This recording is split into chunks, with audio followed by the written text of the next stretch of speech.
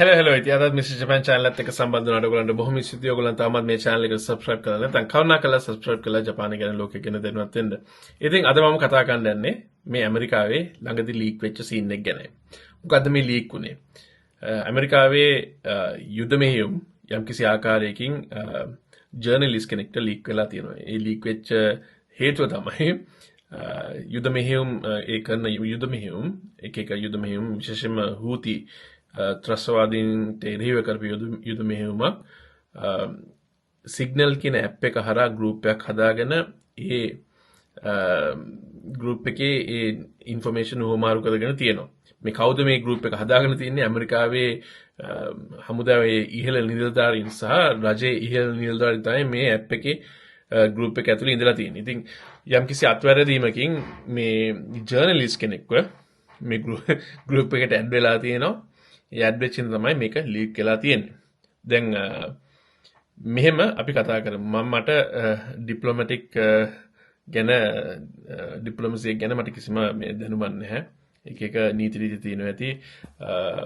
රජයේ උසස් නිලධාරීන් කරන දේවල් මම දන්නේ නැහැ. නමුත් මට එක දෙයක් ගැන කතා කරන්න පුළුවන් මේ IT සම්බන්ධව කියනවා නම් යම්කිසි third party application එකක් පාවිච්චි කරනවා නම් ඕනම application එක signal හෝ වේවා WhatsApp හෝ වේවා පාවිච්චි කරනවා නම් මේ රජයේ දෙයක් වෙන්න ඕනේ නැහැ.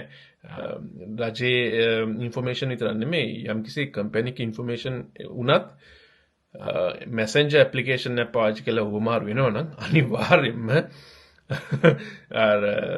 හොමාරු වෙන information සීමා වෙනවා. ඒ කියන්නේ මේවා ලියන්න බෑ අරවා ලියන්න බෑ කියලා ලොකු restrictions එනවා. සමහර කට්ටිය දන්නවා ඇති මේ PII කියලා කියපුවමත් ඒ කියන්නේ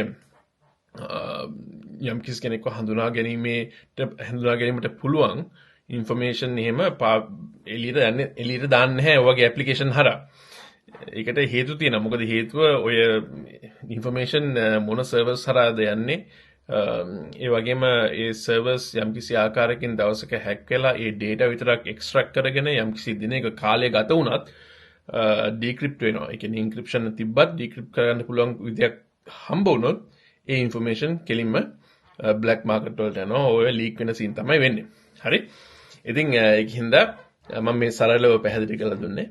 එහෙම කවදාද දවසක වෙන්න පුළුවන් හින්දා තමයි ඔය third party application සාමාන්‍යයෙන් භාවිතා කරන එක restrict කරලා තියෙන ඕන company එක. ඒක තමයි සමහරලාට අපි කියමුකෝ ඔය ලොකු companies එක third party application පාවිච්චි කරනකොට ඒගොල්ලන් යම්කිසි condition එක තමයි දෙන්නේ. හරි? ඒකින්ද තමයි සමහර companies තමන් third party application එකක් හරි server එකක් හරි ගන්නකොට ඒ භාවිතා කරනකොට ඒ server එක සමහර ලොකු companies එකෙන් අපි කියමුකෝ යම්කිසි අපි හිතමුකෝ ඕස්ට්‍රේලියාවේ පොලිසිය සම්බන්ධ මොන හරි දේවල් තියෙනවා කියලා ඉන්ෆර්මේෂන් තියෙන database එකක් තියෙනවා කියලා ඒ database එක හුඟක් වෙලාවට යම්කිසි public servers පාවිච්චි කරන public servers කියනවා මම කියන්නේ මේ හැම එකටම access කරන්න පුළුවන් servers කියලා මම කියන්නේ යම්කිසි ආකාරයකින් servers පාවිච්චි කරනවා නම් මේ cloud එකේ තියෙන servers ඒවා අනිවාර්යයෙන්ම ඒ servers තියෙන්න ඕනේ ඒ රට ඇතුළත. නැත්තම් ඒ region එකක් ඇතුළත තමයි තියෙන්න ඕනේ. මේවා ගැන ඔයගොල්ලන් මම හිතන්නේ security කරන කට්ටිය හුඟක් දන්නවා ඇති මට වඩා. මම මේ නිකන් පොඩ්ඩක් පැහැදිලි කිරීමක් විතරයි කරන්නේ. ඉතින් එච්චර restrictions තියෙනවා. දැන් ඇයි මෙච්චර දියුණු ඇමරිකාවක් මේවා ගැන දන්න IT කරන කට්ටිය ඉන්න වැඩියෙන් ඉන්න රටක් හැටියට කියමුකෝ. මම කියන්නේ වැඩිම කියන්නේ IT පැත්තෙන් දියුණු රටක් නේ ඇමරිකාව කියන්නේ.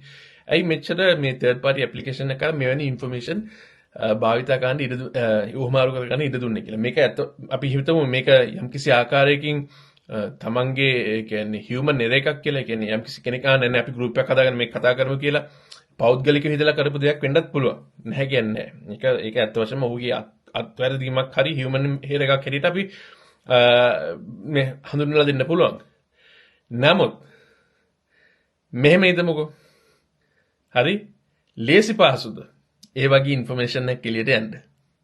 ඒ කියන්නේ කල්පනා කරලා බලන්න ඕනේ තමන් ඉන්න රෝල් එක සහ පොසිෂන් එක. ඒ කියන්නේ තමන්ට කැමති දේවල් කරන්න බෑ කියන පොසිෂන් එකක ඉන්න මිනිස්සෙක් අනිවාර්යයෙන්ම security එක ගැන හිතන්න ඕනේ. ඉතින් මෙවැනි මිනිස්සු ඉහළ ස්ථාන වලට ගියාම රටක ආරක්ෂාව හුඟක් අඩාල වෙනවා. ඒක එච්චර හොඳ දෙයක් නෙමෙයි. ඒකින්ද තමයි හැම ඉන්ෆර්මේෂන් එකම මම හිතන්නේ විශේෂයෙන්ම ඇමරිකාව වගේ රටක යුද මෙහෙයුම් මනන් දේවල් කරන ඒවා ඉන්ෆර්මේෂන් එහා මෙහා කරගන්නවා නම් මම හිතනවා මම පෞද්ගලිකව හිතනවා ඉන්බිල්ට් ඇප්ලිකේෂන් නැති නැත්තම් ලේසියෙන් third party application හරහා පාවිච්චි කරන්න අත්‍යවශ්‍යතාවක් තියෙයි කියලා. මොකද හේතුව ඔයගොල්ලන් ඇමරිකාවේ ෆිල්ම් එකක් කියන් බැලුණා ඔයගොල්ලන්ට තේරෙන්නේ නැති අර මෙහෙම ටයිප් කරනවා අරම ටයිප් කරනවා අර මැට්‍රික්ස් එක වගේ අකුරු එනවා නම් ඒ වගේ ලොකුවට පෙන්නනවානේ. ඒ ඇත්තට පෙන්වන්නේ මොකක්වත් නෙමෙයි ඒ ඉන්බිල්ට් ඇප්ලිකේෂන්. ඒ කියන්නේ ඒ මේ ඔබ්ජෙක්ට් එක ඒ කියන්නේ අපි කියමුකෝ මොකක් හරි ප්‍රොජෙක්ට් එකක් තියෙනවා. ඒ ප්‍රොජෙක්ට් එකට විතරක් පාවිච්චි කරන්න පුළුවන් ඇප්ලිකේෂන් එකක් හදලා තමයි ඒව කරන්නේ. දැන් මෙච්චර දියුණු රටක සිග්නල් ඇප් එක පාවිච්චි කරන්නේ නැතුව වැඩ කරගන්න බෑ කියන්නේ පොඩ්ඩක් අප්සෙට්. ඒකින්ද තමයි මම හිතන්නේ මේක හියුමන් එරර් එකක්. මේ කියන්නේ සම්පූර්ණයෙන්ම අජූත මෝඩ ක්‍රියාවක් කරලා තියෙන්නේ. යම් කවුරු හරි මම නම් ගම්මන් දන්නේ නැහැ. ඉතින් ඒකින්ද මම හිතනවා මේවා අපිට හොඳ මේවා උපදෙස් කියන්නේ අත්දැකීම් කියලා හිතනවා. මොකද මේ වගේ දේවල් මොන රටකටවත් නොවේවයි කියලා ප්‍රාර්ථනා කරනවා. මොකද හේතුව හරි ලැජ්ජාවට පත් වෙන්න ඕනේ කරුණක්. මොකද නේ නිකන් රටක් නෙමෙයිනේ ඇමරිකාවනේ.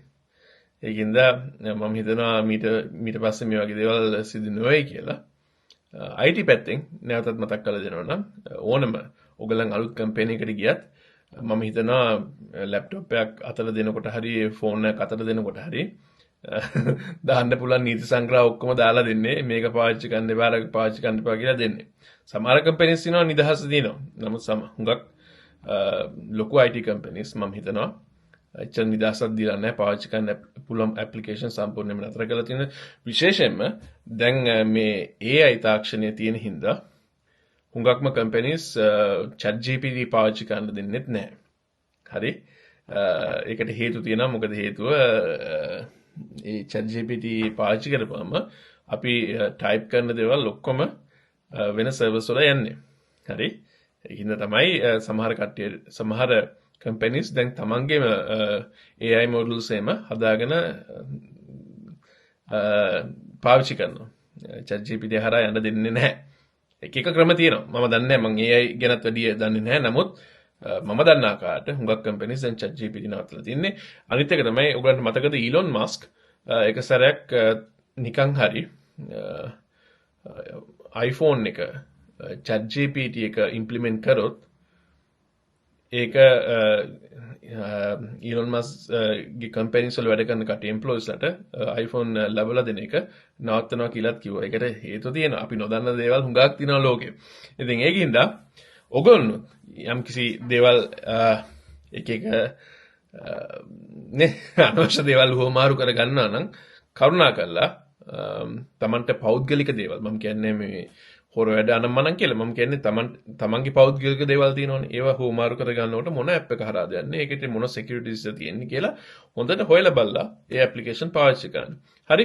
ඉතින් නැවතත් මේ වගේ වීඩියෝ එකකින් හම්බ වෙනකන් ජය වේවා.